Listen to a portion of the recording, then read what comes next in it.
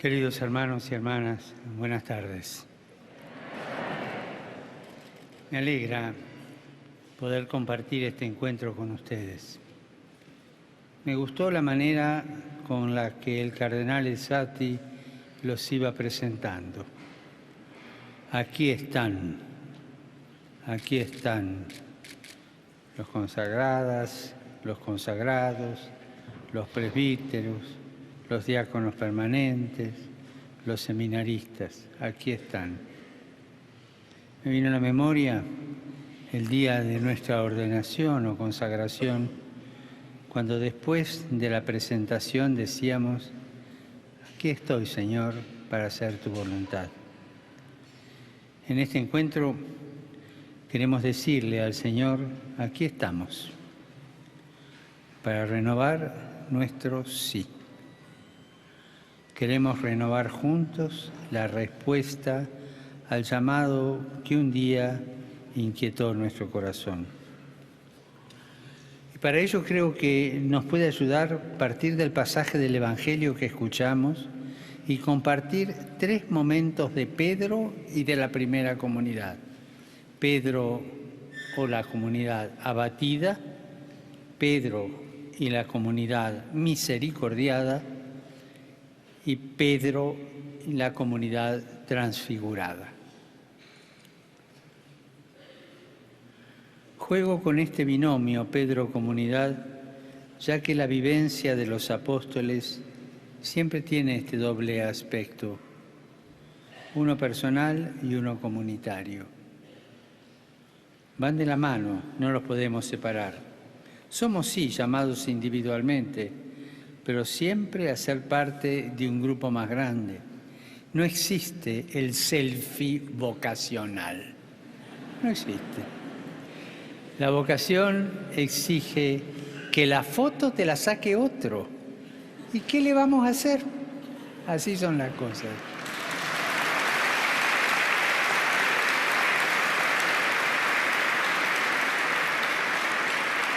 Pedro abatido, la comunidad abatida. Siempre me gustó el estilo de los evangelios de no decorar ni endulzar los acontecimientos, ni de pintarlos bonitos. Nos presentan la vida como viene y no como tendría que ser. El evangelio no tiene miedo de mostrarnos los momentos difíciles y hasta conflictivos que pasaron los discípulos. Recompongamos la escena. Habían matado a Jesús. Algunas mujeres decían que estaba vivo. Si bien habían visto a Jesús resucitado, el acontecimiento es tan fuerte que los discípulos necesitarían tiempo para comprender. Lucas dice, era tal la alegría que no podían creer. Necesitarían tiempo para comprender lo que había sucedido. Comprensión que les llegará en Pentecostés con el envío del Espíritu Santo. La irrupción del resucitado llevará tiempo para calar el corazón de los suyos. Los discípulos vuelven a su tierra. Van a hacer lo que sabían hacer, pescar. No estaban todos, solo algunos. Divididos, fragmentados, no lo sabemos. Lo que nos dice la Escritura es que los que estaban no pescaron nada. Tienen las redes vacías. Pero había otro vacío que pesaba inconscientemente sobre ellos, el desconcierto y la turbación por la muerte de su maestro. Ya no está, fue crucificado, pero no solo él estaba crucificado, sino ellos también, ya que la muerte de Jesús puso en evidencia un torbellino de conflictos en el corazón de sus amigos. Pedro lo negó, Judas lo traicionó, los demás huyeron y se escondieron. Solo un puñado de mujeres y el discípulo amado se quedaron. El resto se marchó. En cuestión de días todo se vino abajo. Son las horas del desconcierto y la turbación en la vida del discípulo. En los momentos en los que la polvareda de las persecuciones, tribulaciones, dudas, etcétera, es levantada por acontecimientos culturales e históricos, No es fácil atinar con el camino a seguir. Existen varias tentaciones propias de ese tiempo: discutir ideas, no darle la debida atención al asunto, fijarse demasiado en los perseguidores. Y creo que la peor de todas las tentaciones es quedarse rumiando la desolación. Sí, quedarse rumiando la desolación. Y esto es lo que le pasó a los discípulos. Como nos decía el cardenal Esati, la vida presbiteral y consagrada en Chile ha atravesado y atraviesa horas difíciles de turbulencias y desafíos no indiferentes. Junto a la fidelidad de la inmensa mayoría, ha crecido también la cizaña del mal y su secuela de escándalo y deserción. Momento de turbulencias. Conozco el dolor que han significado los casos de abusos ocurridos a menores de edad y sigo con atención cuánto hacen para superar ese grave y doloroso mal. Dolor por el daño y sufrimiento de las víctimas y sus familias, que han visto traicionada la confianza que habían puesto en los ministros de la Iglesia. Dolor por el sufrimiento de las comunidades eclesiales. Y dolor también por ustedes, hermanos, que además del desgaste por la entrega, han vivido el daño que provoca la sospecha y el cuestionamiento, que en algunos o muchos pudo haber introducido la duda, el miedo y la desconfianza. Sé que a veces han sufrido insultos en el metro o caminando por la calle, que ir vestido de cura en muchos lados se está pagando caro. Por eso los invito a que pidamos a Dios nos dé la lucidez de llamar a la realidad por su nombre, la valentía de pedir perdón y la capacidad de aprender a escuchar lo que Él nos está diciendo y no rumiar la desolación. Me gustaría añadir, además, otro aspecto importante. Nuestras sociedades están cambiando. El Chile de hoy es muy distinto al que conocí en tiempos de mi juventud, cuando me formaba. Están naciendo nuevas y diversas formas culturales que no se ajustan a los márgenes conocidos. Y tenemos que reconocer que muchas veces no sabemos cómo insertarnos en estas nuevas circunstancias. A menudo soñamos con las cebollas de Egipto y nos olvidamos que la tierra prometida está adelante, no atrás. Que la promesa es de ayer, pero para mañana.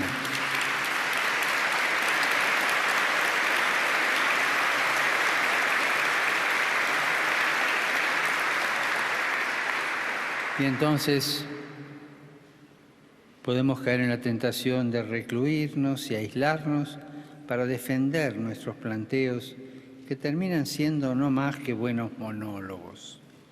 Podemos tener la tentación de pensar que todo está mal y en lugar de profesar una buena nueva, lo único que profesamos es apatía y desilusión. Así cerramos los ojos ante los desafíos pastorales, creyendo que el Espíritu no tendría nada que decir. Así nos olvidamos que el Evangelio es un camino de conversión, pero no solo de los otros, sino también de nosotros. Nos guste o no, estamos invitados a enfrentar la realidad así como se presenta. La realidad personal, comunitaria y social. Las redes, dicen los discípulos, están vacías y podemos comprender los sentimientos que esto genera.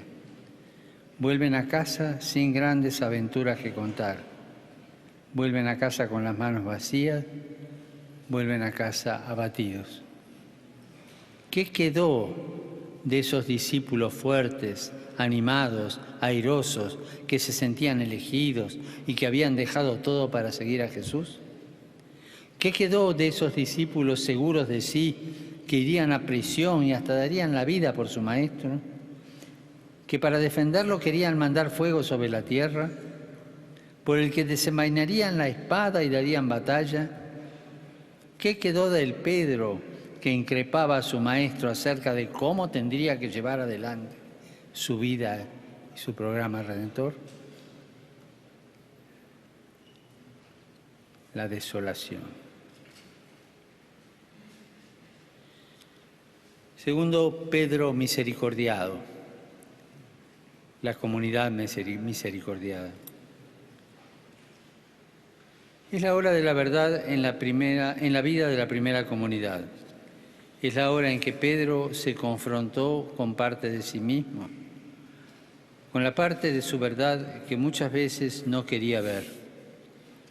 Hizo experiencia de su limitación, de su fragilidad, de su ser pecador. Pedro, el temperamental, el jefe impulsivo y salvador, con una buena dosis de autosuficiencia y exceso de confianza en sí mismo y en sus posibilidades, tuvo que someterse a su debilidad y a su pecado. Él era tan pecador como los otros, era tan necesitado como los otros, era tan frágil como los otros. Pedro falló a quien juró cuidar.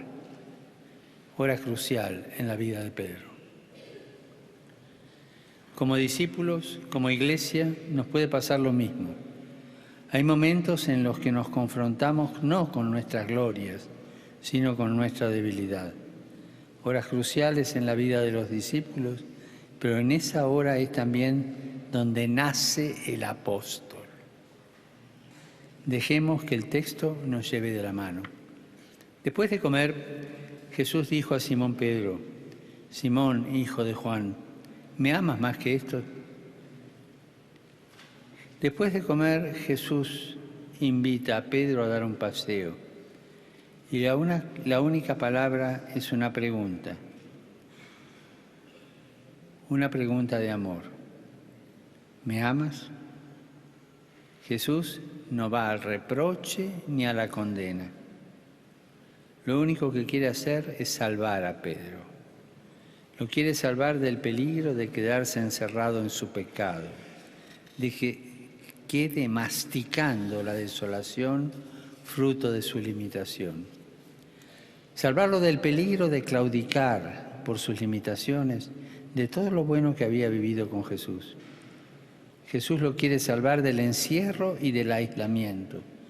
Lo quiere salvar de esa actitud destructiva que es victimizarse o, al contrario, caer en un da todo lo mismo y que al final termina aguando cualquier compromiso en el más perjudicial relativismo. Quiere liberarlo de tomar a quien se le opone como si fuese un enemigo o no aceptar con serenidad las contradicciones o las críticas.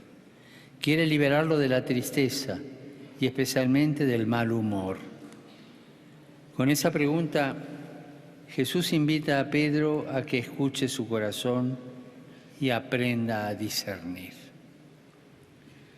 Ya que no era de Dios defender la verdad a costa de la caridad, ni la caridad a costa de la verdad, ni el equilibrio a costa de ambas. Tiene que discernir. Jesús quiere evitar que Pedro se vuelva un veraz destructor o un caritativo mentiroso o un perplejo paralizado, como nos puede pasar en estas situaciones. Jesús interrogó a Pedro sobre su amor e insistió en él hasta que éste pudo darle una respuesta realista. Sí, Señor, tú lo sabes todo. Tú sabes que te quiero. Así Jesús lo confirma en la misión.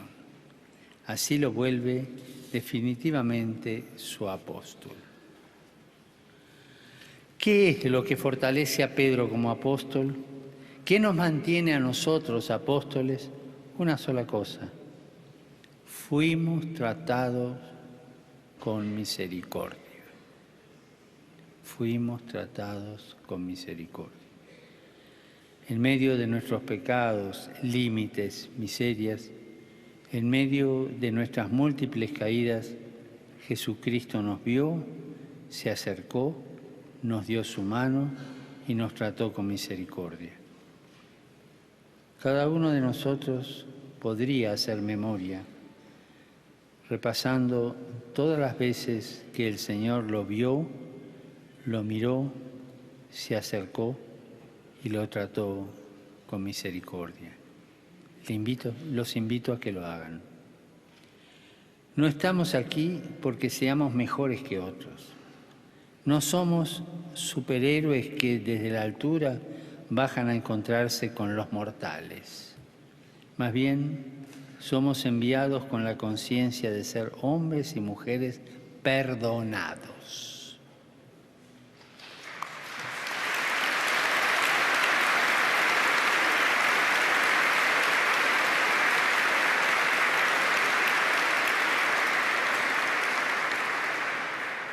Y esa es la fuente de nuestra alegría. Somos consagrados, pastores al estilo de Jesús, herido, muerto y resucitado. El consagrado, y cuando digo consagrado digo todos los que están aquí, es quien encuentra en sus heridas los signos de la resurrección. Es quien puede ver en las heridas del mundo la fuerza de la resurrección. Es quien, al estilo de Jesús, no va a encontrar a sus hermanos con el reproche y la condena. Jesucristo no se presenta a los suyos sin llagas. Precisamente desde sus llagas es donde Tomás puede confesar la fe. Estamos invitados a no disimular o esconder nuestras llagas.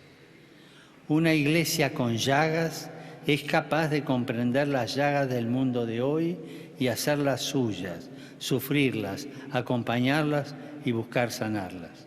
Una iglesia con llagas no se pone en el centro, no se cree perfecta, sino que pone allí al único que puede sanar las heridas y tiene un nombre, Jesucristo.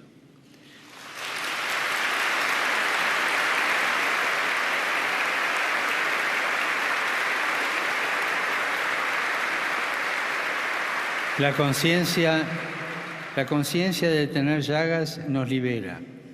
Sí, nos libera de volvernos autorreferenciales, de creernos superiores.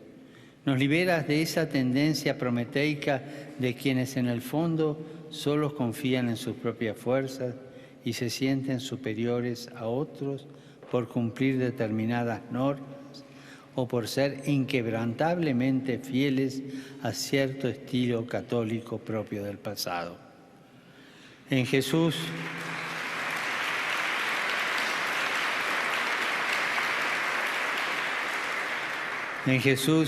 nuestras llagas son resucitadas.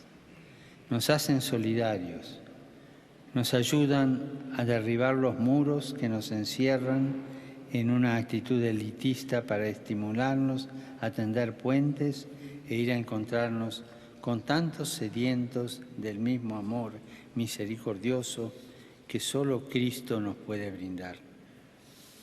¿Cuántas veces soñamos con planes apostólicos expansionistas, meticulosos y bien dibujados, propios de generales derrotados?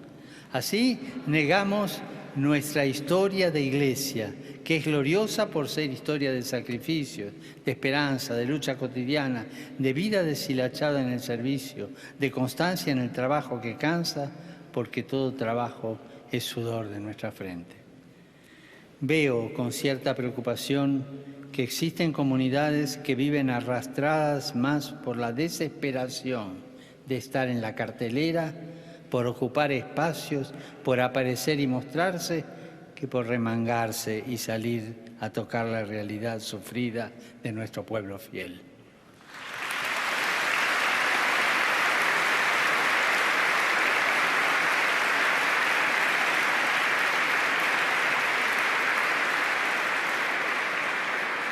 Qué cuestionadora reflexión la de ese santo chileno que advertía: serán pues métodos falsos todos los que sean impuestos por uniformidad, todos los que pretendan dirigirnos a Dios haciéndonos olvidar de nuestros hermanos, todos los que nos hagan cerrar los ojos sobre el universo en lugar de enseñarnos a abrirlos para elevar todo al Creador de todo ser, todos los que nos hagan egoístas y nos replieguen sobre nosotros mismos. El pueblo de Dios no espera ni necesita de nosotros superhéroes, espera pastores, hombres y mujeres consagrados, que sepan de compasión, que sepan tender una mano, que sepan detenerse ante el caído y, al igual que Jesús, ayuden a salir de ese círculo de masticar la desolación que envenena el alma. Pedro transfigurado, la comunidad transfigurada. Jesús invita a Pedro a discernir y así comienza a cobrar fuerza muchos acontecimientos de la vida de Pedro, como el gesto profético del lavatorio de los pies. Pedro, el que se resistía a dejarse lavar los pies, comenzaba a comprender que la verdadera grandeza pasa por hacerse pequeño y servidor. ¡Qué pedagogía la de nuestro Señor! Del gesto profético de Jesús a la iglesia profética que, lavada de su pecado, no tiene miedo de salir a servir a una humanidad herida. Pedro experimentó en su carne la herida no solo del pecado, sino de sus propios límites y flaquezas. Pero descubrió en Jesús que sus heridas pueden ser camino de resurrección. Conocer a Pedro abatido para conocer al Pedro transfigurado es la invitación a pasar de ser una iglesia de abatidos, desolados, a una iglesia servidora de tantos abatidos que conviven a nuestro lado. Una iglesia capaz de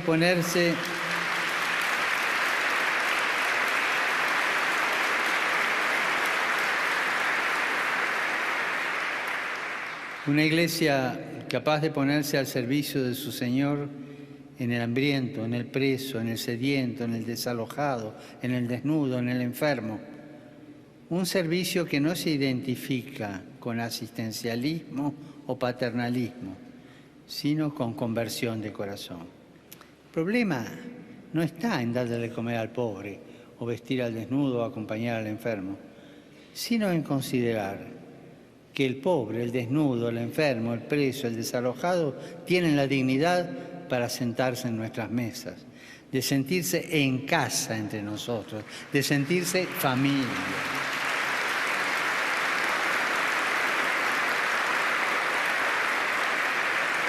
Y ese es el signo de que el reino de los cielos está entre nosotros. Es el signo de una iglesia que fue herida por su pecado, misericordiada por su Señor y convertida en profética por vocación.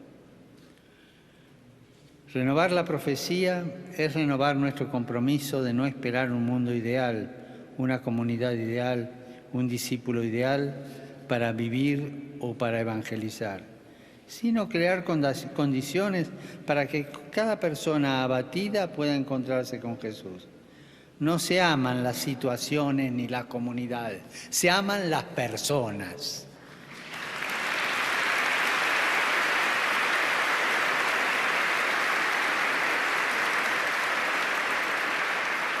El reconocimiento sincero, dolorido y orante de nuestros límites, lejos de alejarnos de nuestro Señor, nos permite volver a Jesús sabiendo que Él siempre puede, con su novedad, renovar nuestra vida y nuestra comunidad. Y aunque atraviese épocas oscuras y debilidades eclesiales, la propuesta cristiana nunca envejece. Cada vez que intentamos volver a la fuente y recuperar la frescura original del Evangelio, brotan nuevos caminos, métodos creativos, otras formas de expresión, signos más elocuentes, palabras cargadas de renovado significado para el mundo actual. Qué bien nos hace a todos dejar que Jesús nos renueve el corazón. Cuando comenzaba este encuentro les decía que veníamos a renovar nuestro sí con ganas, con pasión. Queremos renovar nuestro sí, pero realista, porque está apoyado en la mirada de Jesús. Los invito a que cuando vuelvan a sus casas, armen en su corazón una especie de testamento espiritual, al estilo del cardenal Raúl Silva Enríquez.